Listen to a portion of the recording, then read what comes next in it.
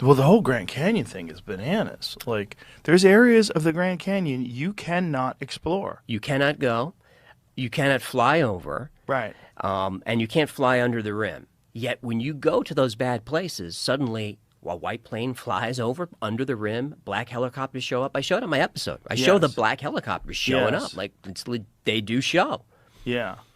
Like they are protecting something. something. It's not as simple as this is a dangerous area because you can go to any dangerous area. You go to just to the normal tourist area. It's Right. like be careful. People Right. fall. 2 people a year fall. Yeah, someone fell recently. They yeah, did? yeah, an influencer, of course, taking Of a course. selfie. But the Grand Canyon, there's been these crazy stories of people finding these like Egyptian, these caverns with like Egyptian artwork and hieroglyphics and these stories of artifacts that have been removed from there. So the story is, it shows up, I believe, in like the Phoenix Gazette. It's 1903 or so, and the explorer is G.E. Kincaid, and he's going down. He's looking for gold deposits or whatever. This is just before Teddy Roosevelt made the Grand Canyon a preserve. He was a naturalist, so he finds these steps that are clearly man-made. He follows the steps up, and there's a cave, and he goes in there, and he describes hieroglyphics that look Egyptian but are not quite. He finds a statue that he describes as like Buddha-like, not Egyptian, not human, but sort of like Buddha, and all these weapons, shields, gold, all sorts of stuff. He keeps going. He finds a deserted city in the caves, and all these tunnels and caverns go everywhere, and he's trying to map everything. He comes out, and he goes back to town, and he gathers together a group that we're going to go find the stuff again. And people are excited about it. And a couple of weeks go by, and everyone's gathered to go on the expedition. He never shows. The expedition goes nowhere, and that's really the last we've heard of it. Well, and is there any photographs or anything? No. There never is of this stuff. Right, just descriptions.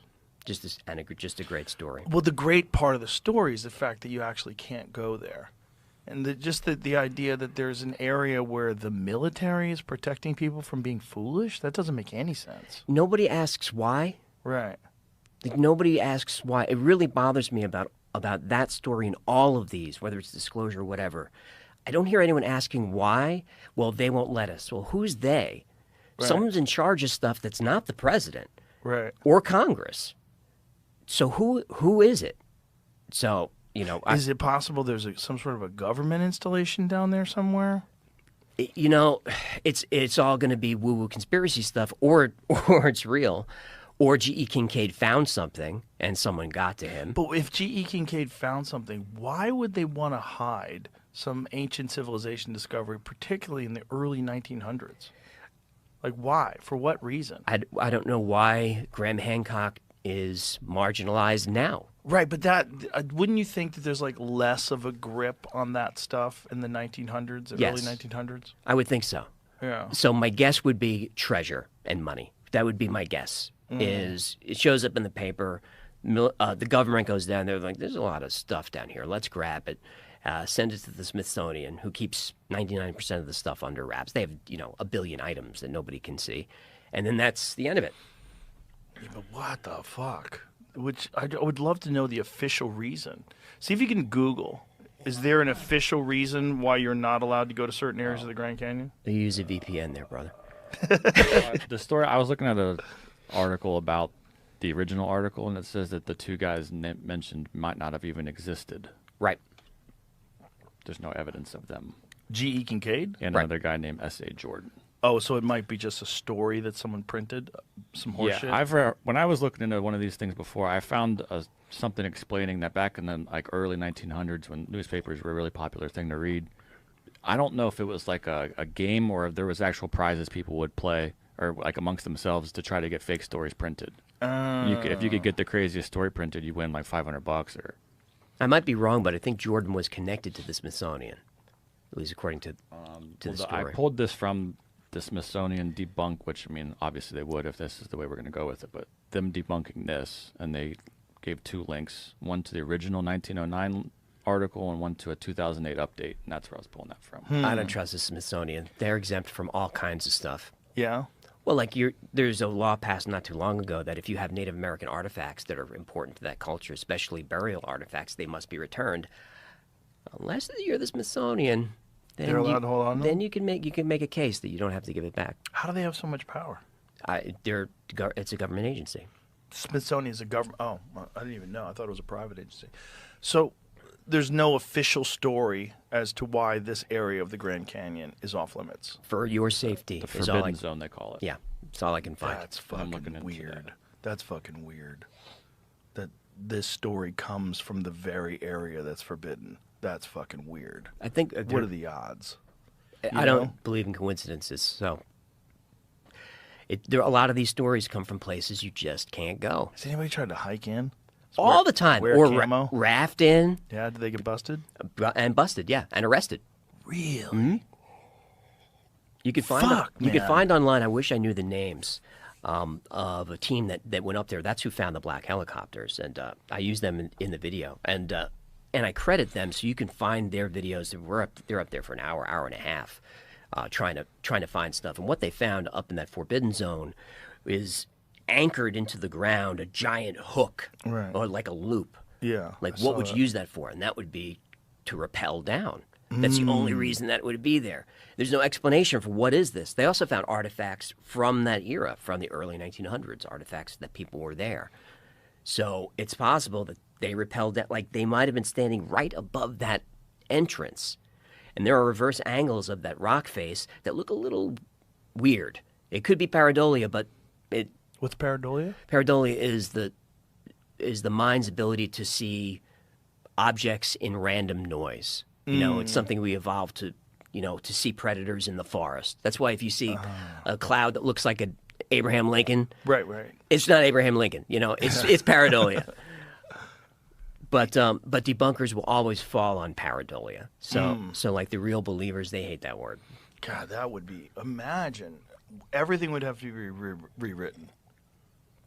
If they found some evidence of a lost civilization with no connection to any known civilization that was advanced, that was living in the Grand Canyon. Did you ever think about going? To the Grand Canyon? To go and just be an outlaw and go see? How would you get in, though?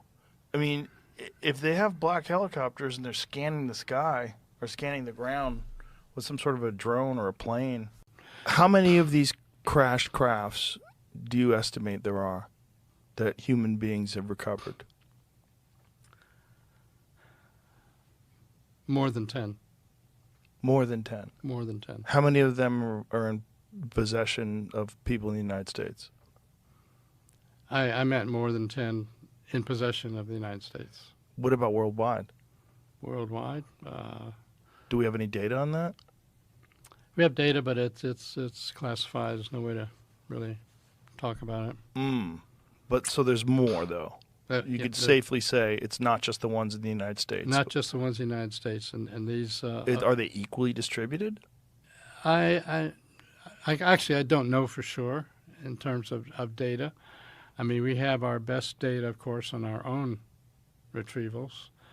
But more It's than hard to 10 say. retrieved in the United States. More than 10 retrievals. What is your take yeah. on Bob Lazar? Well, we looked into the Bob Lazar story, and but only from a certain relatively superficial level.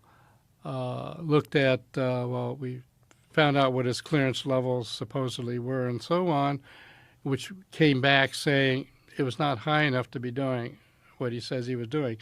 On the other hand, it may just simply be, it was better than that, but we didn't have the access to see that.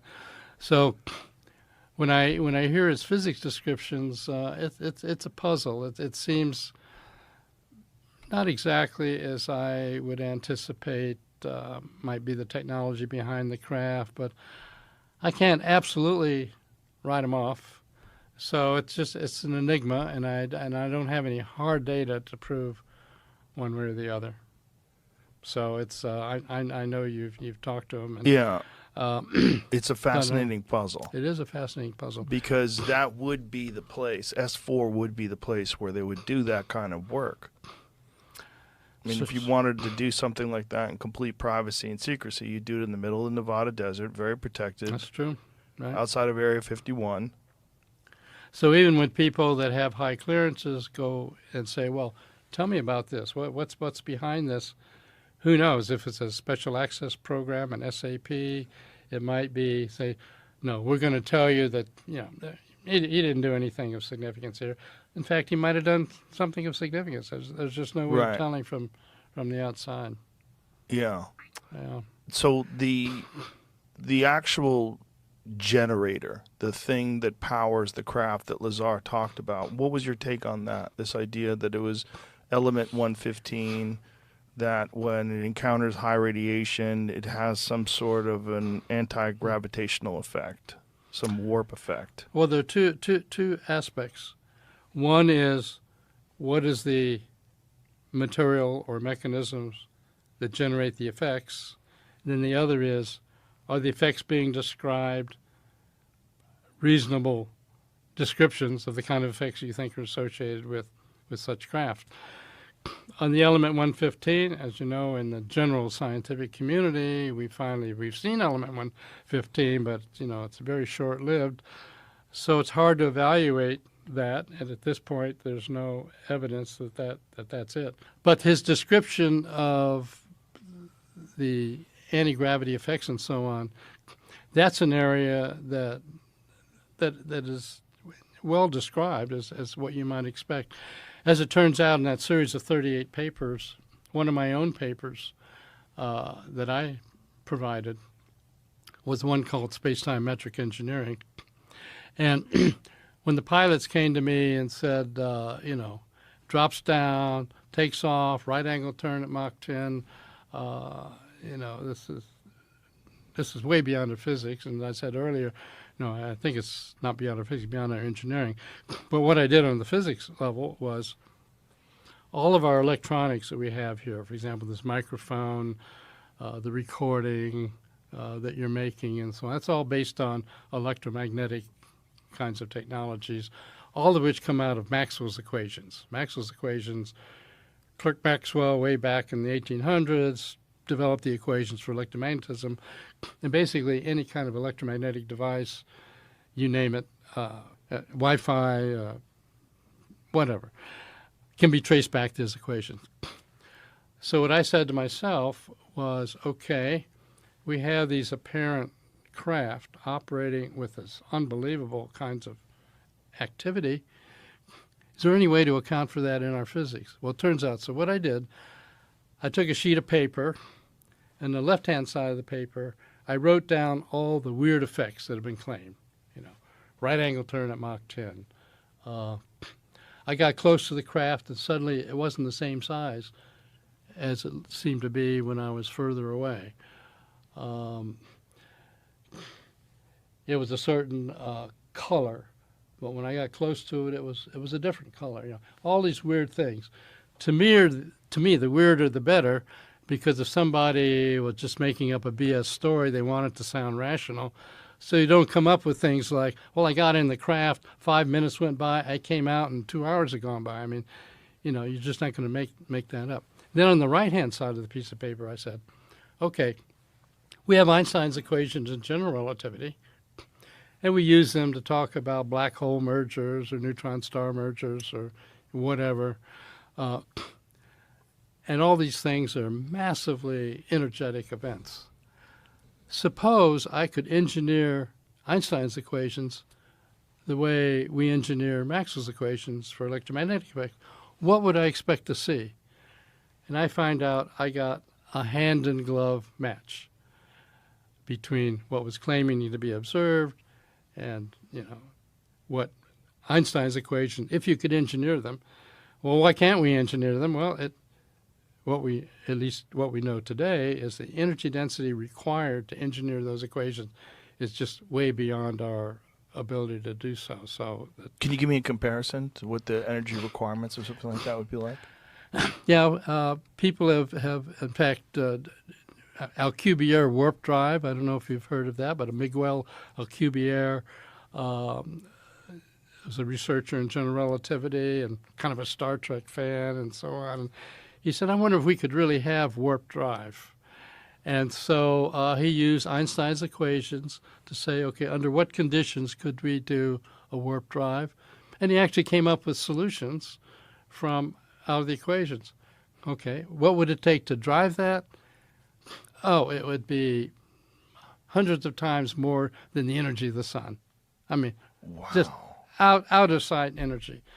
So, until we have a new energy source, or until there's some back door that we haven't, zeroed in on, it's just really outside of our expertise.